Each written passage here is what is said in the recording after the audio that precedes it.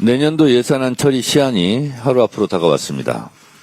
이번 예산안은 이재명 정부의 첫 예산안으로 대한민국의 회복과 성장을 이뤄낼 마중물입니다.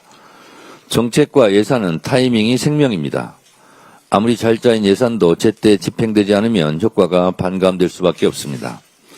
이재명 대통령께서도 민생경제 회복을 가속화하고 대한민국 제도약을 뒷받침하기 위해서는 예산의 적시 통과가 중요하다고 강조했습니다. 더불어민주당은 이재명 정부의 첫 예산이 신속히 통과돼 국민이 체감하는 성과로 이어질 수 있도록 법정 시간 안에 반드시 처리하겠습니다.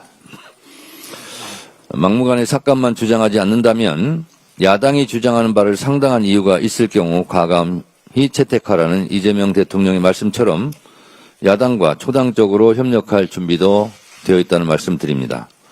예산안의 법정 시한을 지키는 것이 국회의 책무이자 국민의 삶을 지키는 길입니다.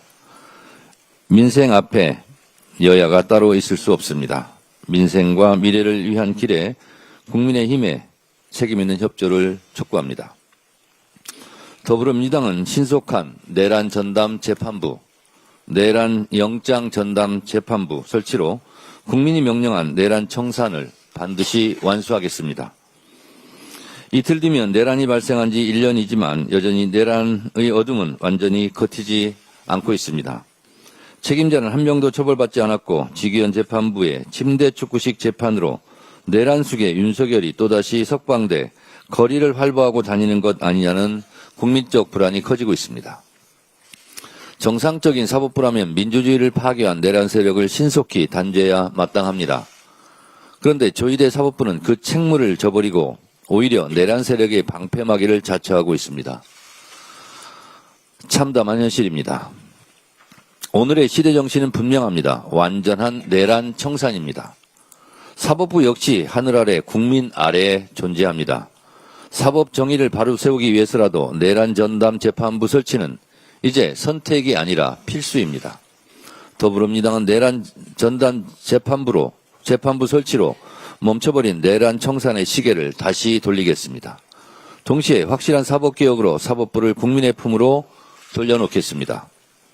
연내에 내란 전담 재판부 설치, 대법관 증원, 조작 기소 등을 처벌할 법 왜곡죄 등을 포함한 사법개혁 법안을 처리할 것을 다시 한번 약속드립니다. 그 어떠한 방해와 압력에도 굴하지 않고 국민의 뜻을 끝까지 관철하겠습니다. 최혜병 특검이 수사기간 150일간 윤석열, 임성근 등 33명을 기소하고 마무리했습니다. 2차 종합특검을 검토할 시점입니다.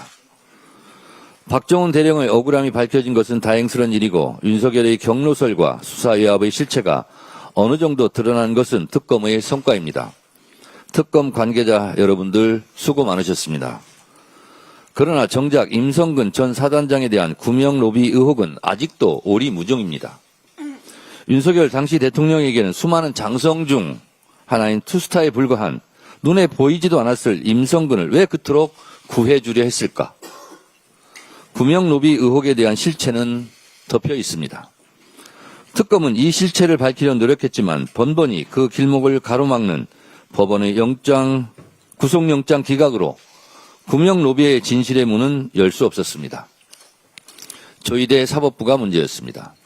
최혜병 특검이 신청한 구속영장 10건 중 임성근을 제외한 최혜병 특검이 신청한 구속영장 10건 중 임성근을 제외한 9건을 모두 기각해버림으로써 90% 영장 기각률을 기록했습니다.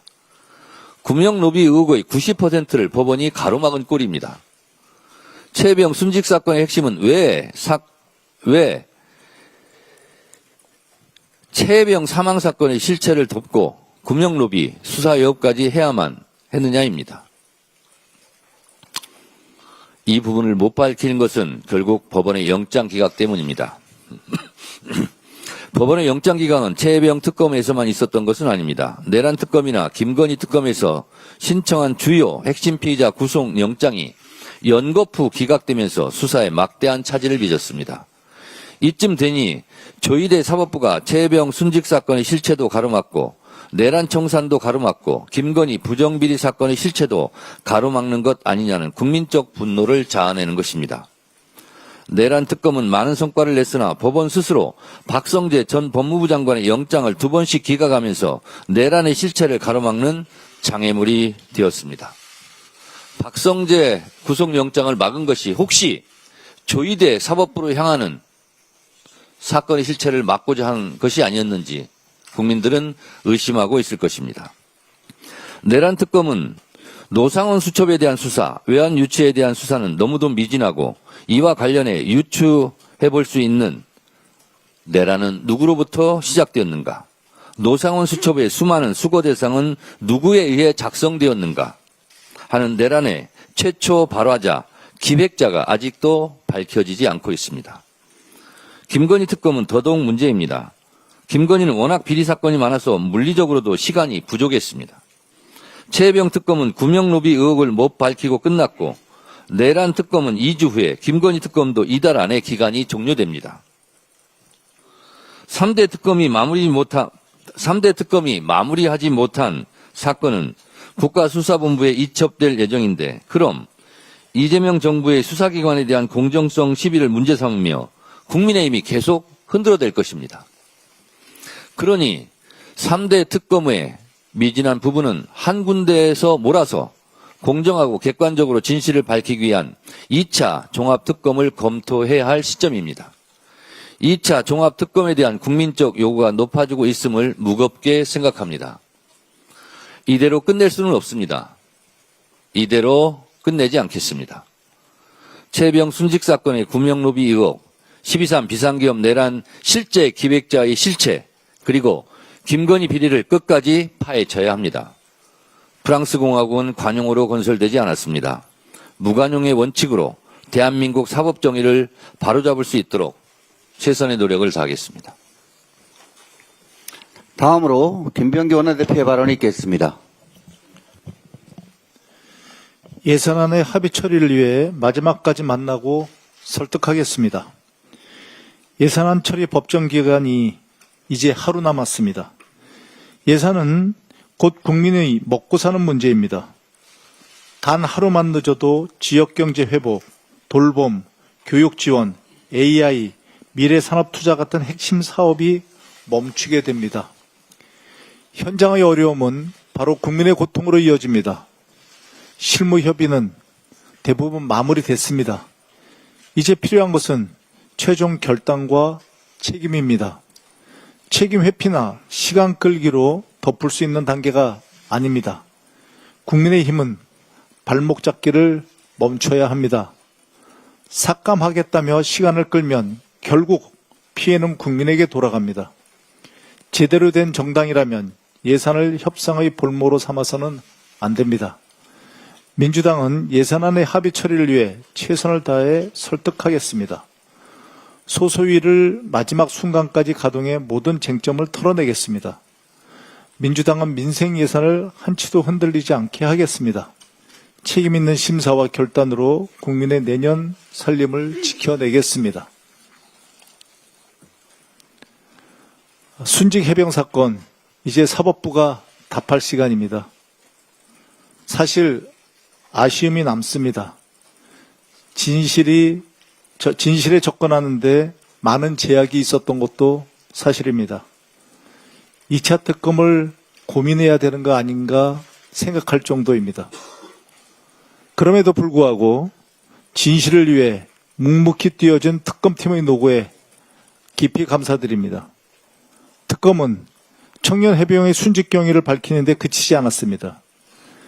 그 진실을 덮으려 했던 권력의 외압과 조직적 은폐를 규명하는 수사였습니다. 특검은 실체적 진실을 확인했고 33명을 재판에 넘겼습니다. 임성근은 무책임한 지위로 청년 해병을 죽음에 이르게 했습니다.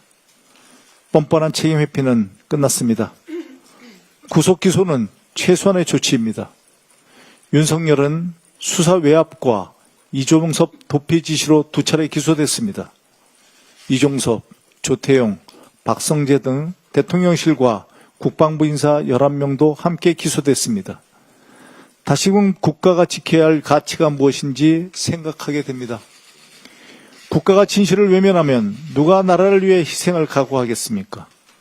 국가가 책임을 다해야 군이 서고 군이 바로 서야 나라가 섭니다. 이제 사법부가 답할 차례입니다.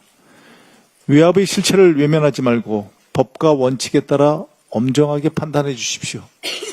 특검도 공소유지까지 흔들림 없이 임해 주시기 바랍니다. 추가적 지원이 필요할 경우 적극 검토하겠습니다. 나라와 국민을 위해 헌신한 청년 해병의 희생입니다. 진실을 끝까지 밝히고 책임자를 반드시 단죄해야 합니다. 윤석열은 결코 내란을 포기하지 않았습니다. 사과도 없고 책임도 없고 반성은 더더욱 없습니다. 이제는 신앙을 파는 비루하고 뻔뻔한 행태까지 보입니다. 극우 유튜버에게 보내는 편지는 민주주의를 향한 조롱입니다. 거의 정신 나간 소리를 하며 부정선거 음모론자들에게 안부를 전했습니다. 고든창, 모스탄 등 극단적 음모론 인사들에게 구원을 구하듯 기댄 모습은 무책임의 극치입니다. 지금 필요한 것은 참여와 책임 인정입니다.